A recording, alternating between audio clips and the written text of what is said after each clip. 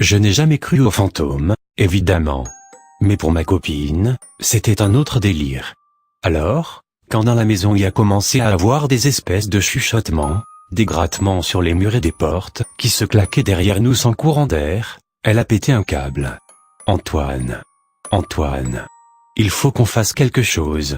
Moi, j'étais en mode Méléa, la putain je suis pas les Ghostbusters, et c'est là qu'elle a eu l'idée la plus foireuse de sa vie, elle a voulu appeler des chasseurs de fantômes. Bon, déjà je savais même pas que ça existait vraiment, mais au point où on en était, elle dormait plus la nuit et on baisait même plus, j'ai accepté. Puis c'est elle qui voulait payer donc j'allais pas me faire prier. On a appelé un espèce de secrétariat d'un groupe de mecs qui se disaient chasseurs d'esprits et de revenants, dans la ville d'à côté.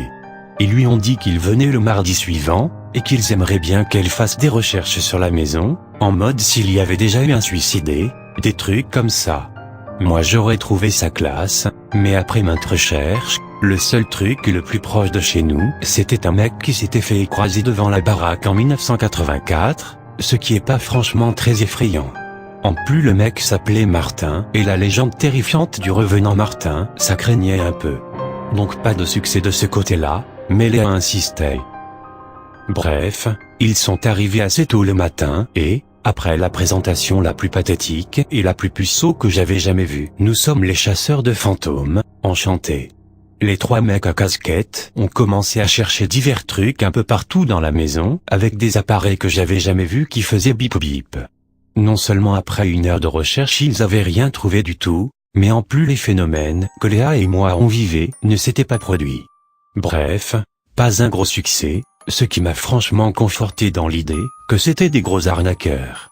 Dans l'idée de les faire partir pour que je puisse regarder la télé, j'ai commencé à discuter avec celui qui avait l'air d'être le leader de cette bande de dégénérés.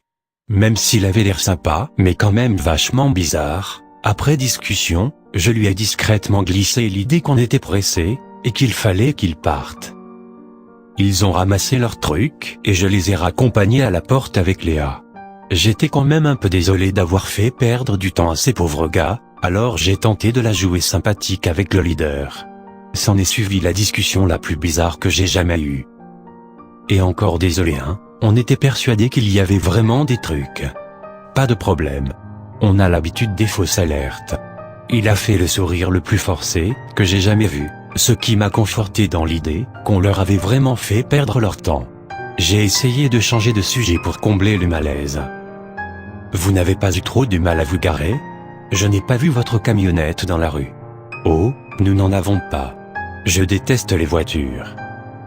Ils ont ricané entre eux, et s'en est suivi un autre silence bien gênant. Ils ont commencé à partir sans un regard pour nous. J'ai quand même essayé d'en savoir plus.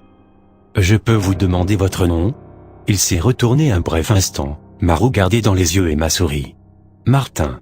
Avec Léa on a à peine eu le temps de se regarder sans rien comprendre, que le téléphone a sonné. C'était le secrétariat des chasseurs de fantômes.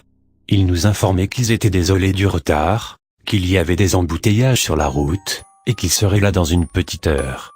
Quand on a regardé dans la rue, les 3 chasseurs de fantômes avaient disparu.